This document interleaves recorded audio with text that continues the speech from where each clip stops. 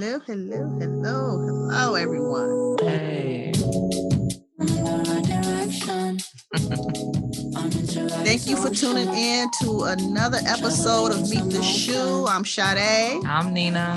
And tonight we have the lovely April Williams on today, zooming in from her location. And tonight we're going to just listen to her story. We've talked to her before, so she's been out so many months now. So just a recap on her life and getting out on the COVID relief program, citizen program. And she's going to explain a little bit more because she's helped a lot of other people, individuals, to get out their sentences, get out early as well. And just ask what's going on. How you doing? I'm doing. How y'all doing? Doing fine. So today, we just want you to get a viewer's update on what it took for you to get to this point, and how life has been since you've returned. Well, it took me approximately 3 months from the time that I originally petitioned the court when COVID-19 initially hit to get immediately released from prison 5 years earlier than my original release date. Since that time, I've helped 4 other people with the same motion to get released as well. Okay. So life is great. Life is wonderful. So how long have you been home? Since September 22nd, 2020. Okay, so you're coming up on a year. Yes. Hey, how does that feel? That feels wonderful. I bet. I already know. So how was the you adapting? Because me knowing you personally, I know you're a hard worker. So from when I met you many years ago up until now, what is your what has been your work ethic, since you've been home to keep your mind, your mental health together since you've been home? Well, I stay diligent, I stay positive, I stay focused, no negative activity at all, no negative thoughts, constantly striving in a positive direction. Meaning working every day. I go to church with my mom. I stay active in the community as much as I can, as far as, the elderly, my children. I just try to stay around positive people. How was your transition, coming home? How was it, It was extremely hard. A whole decade had passed. And things are extremely different out in the world. Marijuana is legal. It's like, wow. And what state are you in? I'm in Michigan. Okay. I'm in Detroit. Minnesota's still lagging behind. Yeah, it's not legal here yet. It's so much going on here. I mean, and the world has changed drastically. What things are you putting in place to because I'm pretty sure it's been really difficult as far as are you driving? Yeah, I came home. I was extremely blessed. I was driving a month after I got home. Okay. I was employed a month after I got home. Okay. Well, like 3 weeks after I got home, I had a job. Oh, wow. Good. Hard shortly after that. Then I got my own place shortly after that. So, yes. Steps. Okay. I had a lot of support from family and friends. Okay. Inside and out. People that I met inside, and a lot of support from people that I met in the inside. We all kind of network from the outside. Right. Okay. Well, what do you plan to do going forward after? How long do you have to be on probation? Well, my goal is to get rid of the probation. I have 4 more years probation. So my goal petition to be removed early because they modified my sentence. Okay. And so at the point in time that they modified my sentence, it gives me the opportunity to ask the courts, well, since you took away these 5 years, let's talk about taking away some of this probation at some point. That's Okay. all. I just want to be sure when I ask the question. That's all. Yeah. Okay. So when saying modifying your sentence, could you explain to viewers because they may not know what you mean? Because I know a lot of other people got out with the early release because of COVID, and they still had a sentence hanging over their head. That wasn't commuted or anything like that. So what do you? Can you? Well, the judge actually gave me time served, which is a little bit different from what other people probably just got released early, and they still that the end of their time is still over their head. I don't have that. My time is gone. Amen. Right. Oh, that is so good because I know a lot of people are struggling, and once the COVID epidemic ends, the COVID CARES Act ends, they're looking at being sent back to prison. Have you heard anything of that? Since you do a lot of paperwork for people, I heard a lot of conversation about people's freedom being revoked, Right. it being reversed. Some of this time being reversed, but nobody actually making it back yet. So it's all conversation. I haven't seen anybody being sent back to prison as of yet.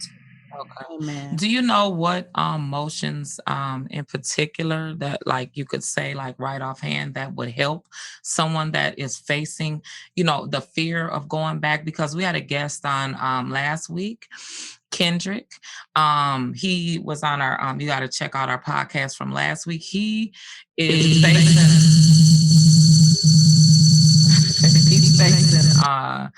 he's facing going back, right? He's Wow. I wouldn't say he's in fear, but I would say, that's the talk, like you said, that the man. So he still has till 2032.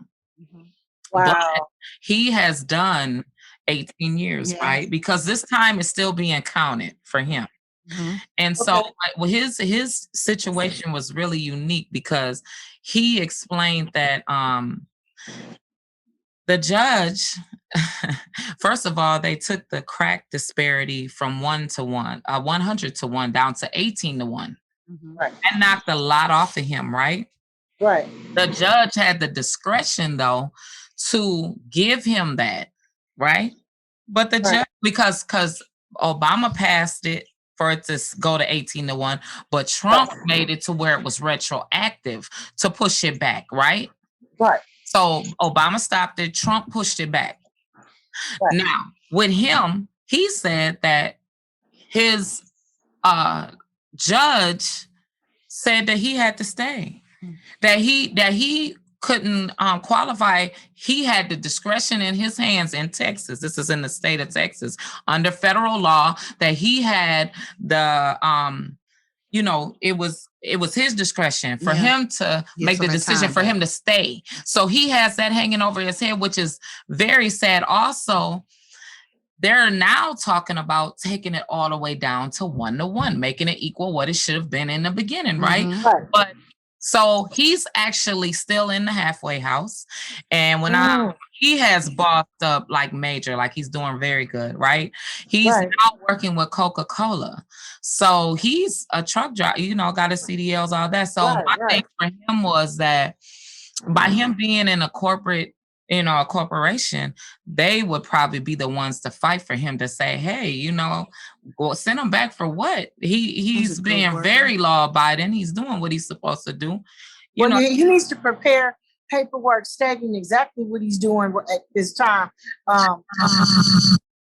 Like step by step, like I'm working, like his positive moves, and have it on paper exactly what he's doing, who his supervisors are, and what he's doing to contribute to the community. These are things that can help with when going back in front of the judge. I cannot begin to explain to you that Texas is so behind legally. They were the last state that let the slaves free. Juneteenth is all about Texas. So their interpretation of the law is so wrong. It's so backwards. It's a old concept, and trying to break it down. He needs a really good attorney to break it down. He really does. Yeah, we told him that we'll continue, to pray and send him resources as we get. Yeah. And he I'm pretty sure I believe he's, preparing all of his, you know, the good thing, the greater good things Right. he's doing and has done already.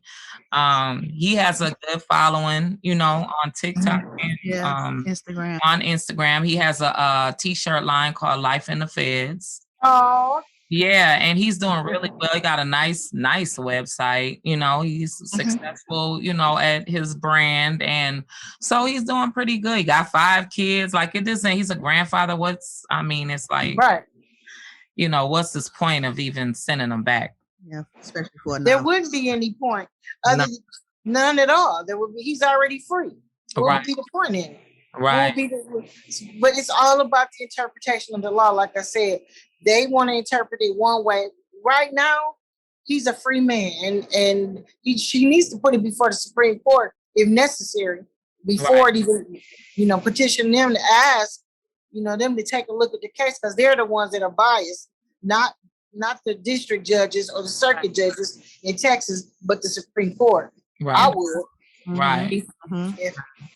What are you doing? Are you planning to do anything political wise with all the, you know, the gifts in the writing that you have? Yeah.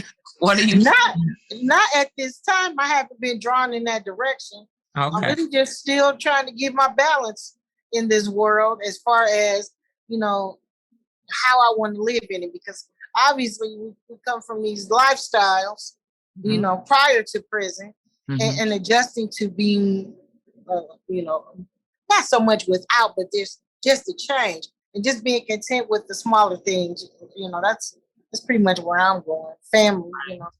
Okay. How long did it take you to get used to the new way of social media? I'm still getting used to it. Emailing, how's the email going? I mean, like I said, I was gone over a decade, and it's like everything changed. Everything is different. Everything. I mean, and I'm pretty computer literate, and just the simple things are very hard for me to do. A Zoom, just all kinds of little things, man. It was like, wow, I felt so ignorant, you know, to the new age electronics. No, things I hadn't seen. We go through the same thing. We're still out here learning, so we don't. You knew how to Zoom, or what was that? Your sister that knew how to when you did the first interview? Yes, that was my sister. Down, she had to tell all of us how to do it. So you have to follow her. She's a cool blue. She's a musician. Okay, and she's on YouTube. Okay, definitely got to promote her, and she's an upcoming artist trying to, you know, get to be, you know. Yes, so her proper handle, so we can. Yeah, it's Akua Blue, AKUA, one word Blue, BLUE. Okay, she's on YouTube and Instagram. Yes, she's on. Yeah. Okay. I don't know about Instagram. I know she's on YouTube. Okay. She's probably we'll look her up too. Yes. Yeah, Facebook. She's on all of them. So. Okay. Yeah. Well, we don't want to hold you up on your time. Thank you. We are very grateful that you gave us the opportunity to, first of all, interview the first time and then get you back on here. So, right. What advice would you give to the viewers that, you know, may be facing the same situation or have a family member that's facing the same thing of returning to prison and, you know, never stop fighting. Never stop fighting. Never stop trying. Because it was just one piece of paper, and I heaved and hard and kept putting it off, and I finally petitioned the court, and it happened. So never give up, never. And explain also. Okay. Oh, I do need you to say this real fast. The Delta COVID is big now that they're saying that it's returning, right? What was it that you did specifically that said? Didn't you say that you couldn't have it in order to file for it when you were you were locked up? You could not have it, right? No, and they were like, okay, just imagine it was a building of 100 women, and out of 100 women, 45 of them got COVID. Right. Wow. So I'm fighting for my life. I had to literally sit in one spot not move. I had a bottle of bleach. You know how I did what I had to do to stay healthy. Yes. Okay. Right. Oh my okay, God. Dang. Yeah, it was just that simple. And then they keep you guys like in your rooms. Well, at some point, but you know, you got ignorant people still in prison, huddled up in rooms, still trying to socialize, and was spreading the stuff right there in prison. It was bad. It was bad.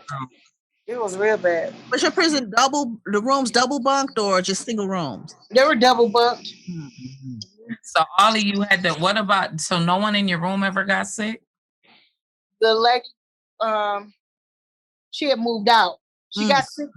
The Hispanic community misinterpreted the message because they kept huddling up in groups and socializing in groups, and they consequently ended up being the larger group of people that actually caught it in prison.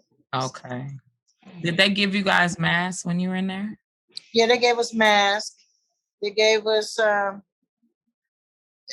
was bad. They fed us peanut butter and jelly for like 60 days. Oh, it was bad. It was so bad because the people in the kitchen had contracted it. The staff in the kitchen, it was so bad. The water became contaminated in Arizona. You couldn't drink the water. They posted a note. I took a picture of it. But we took it down and sent it home.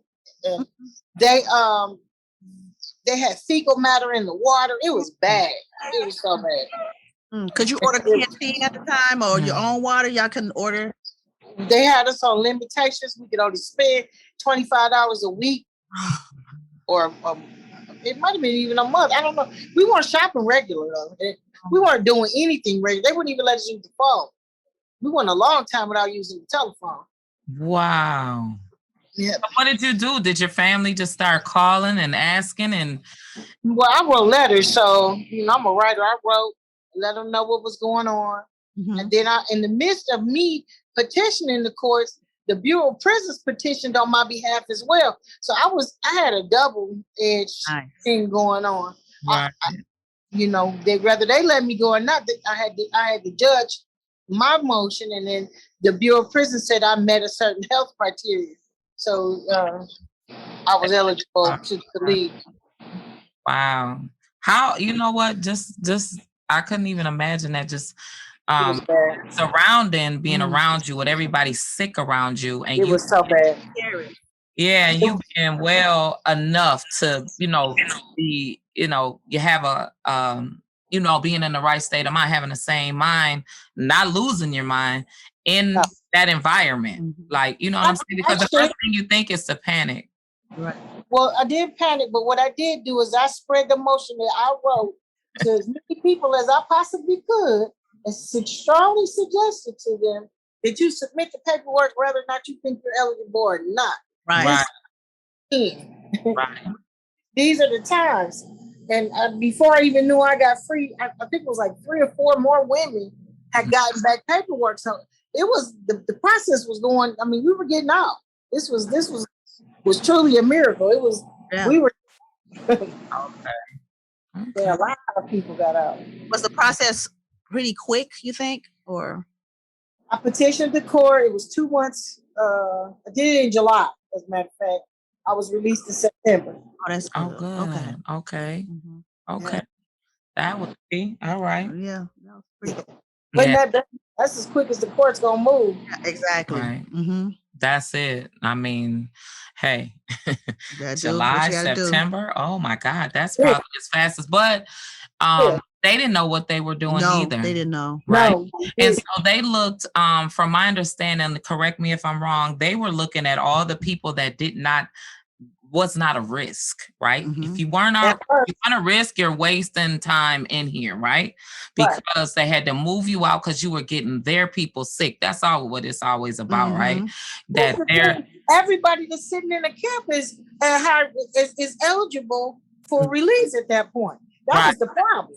That was the problem with the BOP, because we all were low to medium, or medium to low, and we shouldn't even been locked up. We all were eligible to go to a halfway house because of the housing. You're at a camp. You walk off, you can walk away. So Right. that was the problem. The BOP was scared because their numbers were dropping. The camps were emptying. People were leaving like 10. I want to say like 10 people a week were leaving. It was bad. It was bad for them as far as their numbers. Right. So did they ever take anyone from like the FCIs and put them in the camp because it was they shut down. They just they shut it down. Oh wow. Yeah. So everybody in the camp just went home. Pretty much, it was empty. When I left, it might have been, and they might have been operating at 40% when I left. Wow. Okay. That's a blessing. Man. I mean, it was. It's sad that it had to be, under these circumstances, death, you know what I'm saying? Life or death, but you'd rather be at home, right? And there under those circumstances, you know? Right. The worst that you could say that it got, not maybe you witnessed it because like you said, it was bad, but that after you left, because it got bigger too. Let me tell you what they did. They grabbed a bunch of elderly women. This was the worst. They grabbed a bunch of elderly women and told them they met the criteria, started processing. This is what the BOP did. Started processing their paperwork and then told them ladies that they weren't going home. Oh, wow. 20 of them. One lady just died recently. Miss Laura Papalitok. She's from Seattle, Washington. She passed away. They put her in quarantine 4 times to leave. She never made it to the street. Dang. How is her family like? They're very supportive. You can't be supportive in that but so much in that situation because the staff, they're short staffed.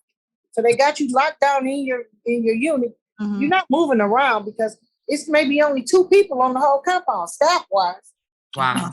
Because they were getting it too. You got to understand. They were the ones coming in and out. So they probably were the ones that brought it in the first place. Right. Because we didn't go anywhere. So we couldn't contract it from anywhere. They cut visitation out way early on when it first started. Right. Right.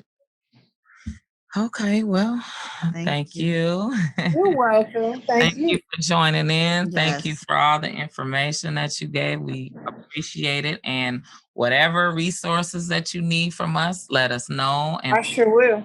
Keep in touch, okay? Thank you. Yes, we need to talk about those grants in the very near future. I have some ideas I've been thinking about. I'll give you a call. Okay. All right. you. Thank you. Take care.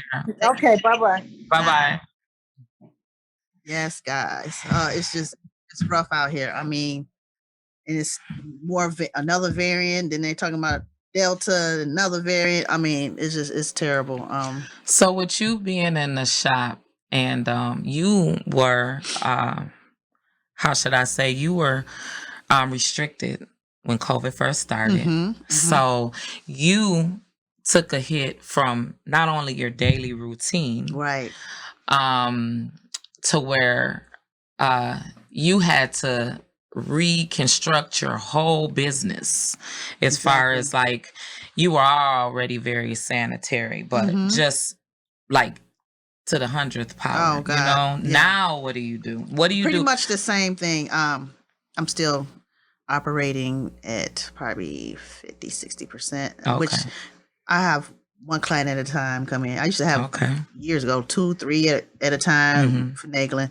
I'm trying to keep it at a limited 1 or 2, right, depending on the services. So it's like now they talking about the Delta girls. Right. Shoot, I'm about to say y'all can come back in here. Everybody wearing masks. I don't care if you're vaccinated or not vaccinated. You know what I'm saying? So it's scary. It's really scary out here, especially when you see and know people that died. And does it make you go into being, because you're social, so does it make you go into an introvert? Does it make you I still talk because now? I talk because a lot of my clients I've been having for like 10 years, or more. So we pretty much know each other, and I know which one's gonna go out and do different activities and stuff like that. So So what did you do? How did you I mean, feel? Because I know you was kind of paranoid. You had alcohol in the car, and you had well, what I did was I wipes. stayed in the house, but really I didn't. It seemed like they told me I couldn't go outside. So being as though they told me I couldn't go outside, and nobody wants to look like or feel the look or get the feel of being locked in. Because we already been locked in. Yeah. So I had an excuse every day to go outside, and so I constantly, do my vitamins and drink your tea and, do everything that they tell you. At first we were on this big old CMOS, the world, CMOS, right? That was pretty huge, right? But I could say, I just did everything that I feel I was supposed to do, and I've been grateful to God that, You're still healthy. I think it passed through my system though. It may have. It's not funny. You may have. I was terrified. I think it passed through my system because it was a couple of days that I, after New Year's, I couldn't taste or smell, but then it came right back. Right. I didn't even know the difference. I didn't have no cough. I didn't have no chest pain. Okay. One thing that I had, but I never heard nobody say this, I had a leg pain. I remember you telling me that. And it was like a Charlie horse. And it came, I could be driving, I could be walking, and just out of nowhere, it was like a sharp pain. And I just like, like, you just, freeze or, like that. And it's like, hold my leg. And remember I told you water intake. Yeah, but I was constantly drinking water. So I felt, I never heard nobody say that, but I'm just saying that was something that just different with my body that happened over a period of months. I went into the doctor. I got an ultrasound from the bottom of my ankle all the way to the top, to my heart. They said they didn't see no blood clot. They didn't see anything. That's good. But just the fact of on my left side, sharp pain in my calf, and like right above my ankle. And I just kept feeling it like it was just abnormal. But that was the only thing outside of, and when I didn't have the, like I didn't smell for like maybe like 4 days, right? My taste came back right away. Okay. And then once I thought like, dang, did I have COVID? You know what I'm saying? You think, yeah. I don't know. And then once I did go get checked, I didn't. Right. So that's why I said it passed through me, I believe. But other than that, no, I haven't never had no other symptoms. Okay. Just drink tea, vitamins, you know what I'm saying? Stay hydrated pretty much. Right. I mean, and then, they say that it's the people that, you have underlying conditions. Well, everybody has something wrong with them, right? But no, nothing. So that's a blessing. That's a blessing. I mean, a lot of people around me also, they have got the shot. Yeah. And they always say that with the shot, they had an arm issue. Everybody had an arm issue, or they were sleepy. Oh yeah. The next day, they was down for 24 hours, and then after that, they was up, jumping, running. I think I was sleepy for 2 weeks. Really? Girl, I just wanted to sleep. Yeah. 2 weeks, really? Girl, 2 weeks. You I'm didn't telling have clients for 2 weeks? Oh, I had clients. I just. Well, one time I remember you had a client, you had to go home. I kept begging you, just go home, girl. Tell the lady that you would do it again. Yeah. Girl, look, I think I got up in the morning. I was like ready to go. I was like, yeah, I feel good, and had a couple clients. Girl, every time, 1 o'clock, 2 o'clock. Between 1 and 2, I got tired. I'm like ready to go to sleep. Oh, wow. After the shot for 2 weeks. Wait, hold on. Was that the time that you got the shot? Yeah. Ain't that crazy? 2 weeks after. Oh, my God. So right at the 2 weeks later, and that must have been, you know how they say side effects happen when things are wearing down. Hey, I So maybe that's when it started lowering, like your dosage started lowering or something. I don't know. I'm just I don't know. Look, but the thing is now when I sit and think, I'm like, okay, I took the vaccination. And you hear all the CDC and everyone saying, well, everybody should wear a mask, even the people that's vaccinated. Right. I'm like, now I'm having these mixed emotions. Like, I shouldn't even took the shot. Why did I, Well, because you felt like you should because you provide a service. Yeah. So, I understand because, that's your bread and butter. So you want to make the clients feel safe, right? And myself safe as well. So that's why I took it. And hey, it is what it is. Yeah. Hopefully this stuff will pass. God, Lord, just so you suggest that everyone takes the us. Vaccination? Yeah, I mean, yeah. I think because which one did you do? I did Moderna. Okay. So that's the two? The 2 shots. Okay. Yep. Okay. Yeah. And can you say, since you've had it, is it like the flu effect? It was. Yep. Let's see, the first shot, both shots I was down. The next day, that night. So I took the shot around 4 or 5 o'clock. And that night around 10, I felt feverish. Okay. My body was hot, felt feverish both times. Okay. And I think that's the worst. I felt tired. I did have diarrhea on one. Oh, girl. I was going to the bathroom. I said, look, y'all, I'm going to have to counsel some of y'all, baby, because I'm in the bathroom more than I'm doing Well, hair. I mean, did you lose weight? Girl, I wish. I'm trying to lose something. While we talking about weight now, shoot, baby, we need to be we gonna update y'all because we gonna get on this workout regimen. Okay. So one day we gonna get together. Ain't no one day we gonna start doing this. Oh my God. So I guess that's it. Yeah, we can wrap it up. Thank you for tuning in to another episode of Meet the Shoe. Make sure y'all check us out on Mondays every morning. Thank you. Have a nice night. I'm in the right direction. I'm into this ocean. Yeah. Traveling in slow motion. Paddling with no question. I'm in the right direction. Share to IGTV. Oh, yeah.